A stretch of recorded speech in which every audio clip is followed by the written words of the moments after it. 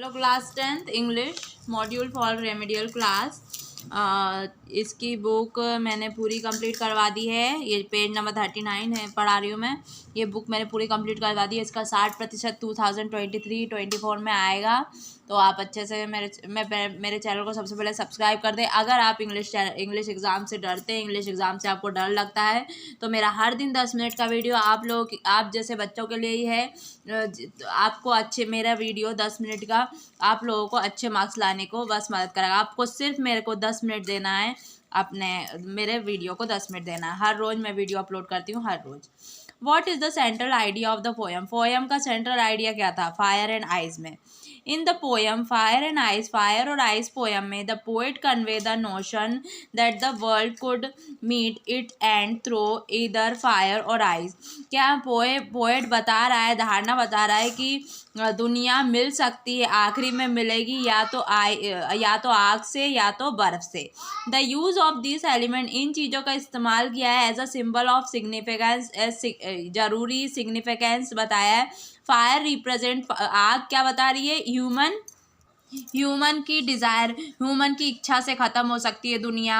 Grid, लालच से ख़त्म हो सकती। क्रूलिटी, कठोरता से। वाइल आइस, जब और आइस मतलब symbolise the coldness of human relation, जो ठंडा रिश्ता रहता है इंसानों में। And the presence of hatred and rigidity, और जो एक दूसरे से जो नफरत रहती है और कठोरता रहती है, क्रूरता रहती है। The poet emphasis that both fire and ice possess equal potential to bring about the complete destruction of the world. Poet बता रहा है कि आग और बर्फ दोनों ही बराबर की हिस्सेदार होंगी। ये क्या? दुनिया का डिस्ट्रक्शन मतलब विनाश करने के लिए, पूरा विनाश करने के लिए। What is the central idea of the poem a tiger in the zoo? A tiger in the जू का पोएम का सेंट्रल आइडिया क्या है? इन the poem a tiger in the जू, पोएम जो टाइगर इन द जू है, the poet portrait the state of mind of a captive tiger. जो पोएट ने दिखाया है ऐसा दिमाग, जैसे जो कैद में रहता है वो tiger he compare it's life, वो अपनी ज़िंदगी कंपेयर मतलब तुलना। इन the zoo of its life in the wild, जो जंगल में रहती है उसकी ज़िंदगी, जो जंगली जानवर रहते हैं उनकी। Emphasis the more important of wild animal being it's natural habitat, जो जंगली जानवर रहते हैं उनकी वो नेचुरल आदतें रहती है।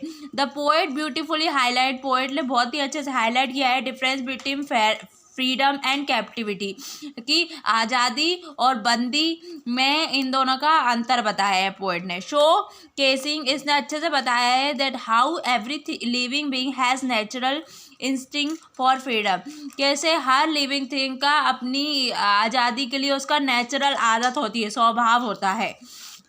What happened to the house when the tree move out of it? क्या होता है घर के साथ जब जो पेड़ है वो आते हैं, बाहर निकल आते हैं। When the tree move out, जब पेड़ बाहर आते हैं, there is a silence in the house, जो साइलेंस रहता है, घर में शांति रहती है। However, the movement seem to be have caused some damage, ये मूवमेंट ऐसा दिखा रहा था कि कुछ टूट गया है। द ग्लासेस वॉज ब्रोकन, जो कांच थे वो टूट गए थे। एंड रूफ में हैव बिन डैमेज, जो छत थी वो शायद टूट गई है। अ लिटिल, थोड़ी सी। When a trees try to make their way out, जब पेड़ अपना रास्ता ढूंढ रहे थे। दो द ट्री हैव लेट, जब पेड़ों ने छोड़ा, पेड़ चले गए हैं। There presence is still felt in the form of उनकी स्मेल, उनकी पत्तियों की और उनकी लिकेन की, काई की जो स्मेल थी, जो खुशबू थी, काय की जो खुशबू थी वो अभी भी उनका होना दर्शाती थी। प्रेजेंस मतलब होना। In the end of lesson के आखिरी में प्रिंसेस फैम्प्रे ने कहा this is a triumph of surgery, ये जीत है सर्जरी की। क्यों कहा? Mrs Pumphrey think that Tricki recovery is a triumph of surgery. Mrs फ्रैंकर ने यह सोचा कि ट्रिकी जो ठीक हुआ है वो सर्जरी की जीत हुई है। Because his illness was very serious, क्योंकि जो उसकी तबीयत बहुत ही ज़्यादा ख़राब थी. She was an of the opinion that there was no chance of tricky to improve. उनका ये कहना था कि कुछ ही चांसेस है कि ट्रिकी ठीक हो सकता है. ही नीडेड इमिडिएटली, उसे तुरंत मेडिकल अटेंशन की ज़रूरत है. एंड दस इसीलिए his rival without any medicinal treatment, तो उसे बिना कोई दवाई के ट्रीटमेंट के उसे पुनः जीवन मिल गया. वॉज अ ग्रेट अचीवमेंट, ये उसके लिए बहुत ही बड़ी अचीवमेंट हुई अकॉर्डिंग टू हर, उनके हिसाब से.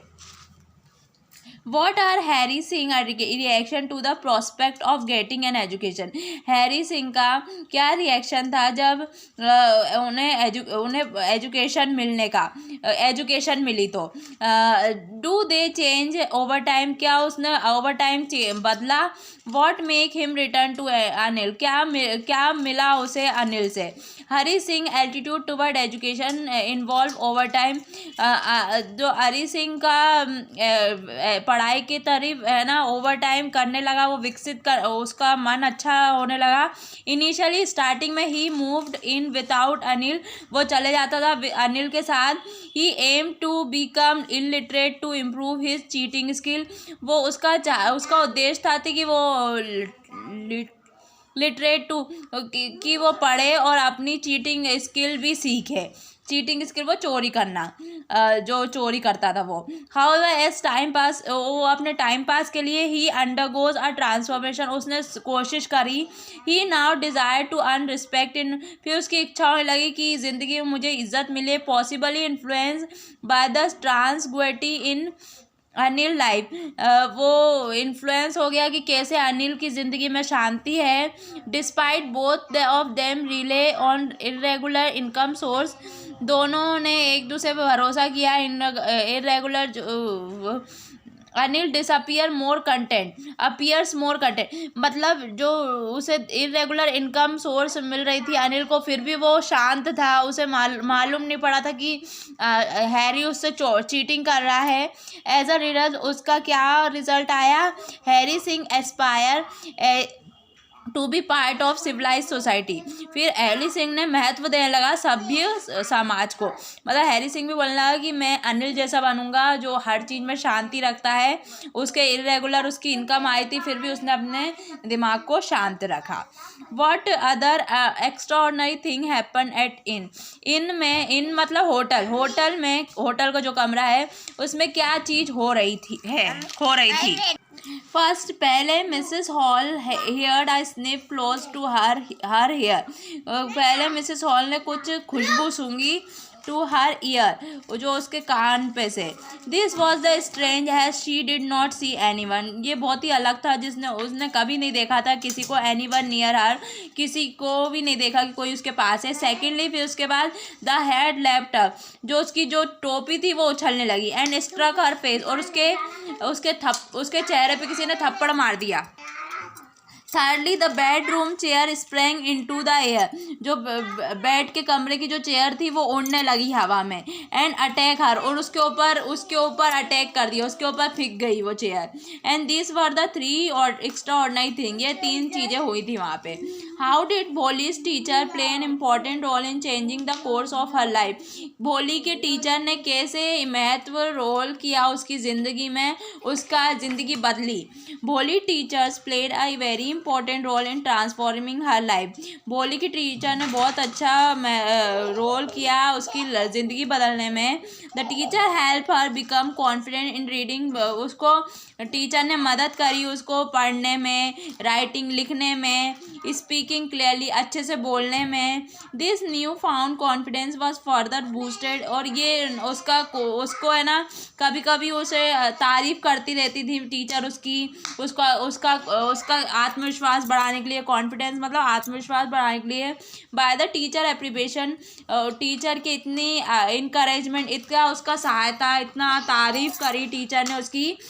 विच हेल्प भोलीज ओवरकम, जिससे भोली हर लो मॉरल, भोली आ गई अपने लो मॉरल में भी वो अपने आप को साबित कर पाई.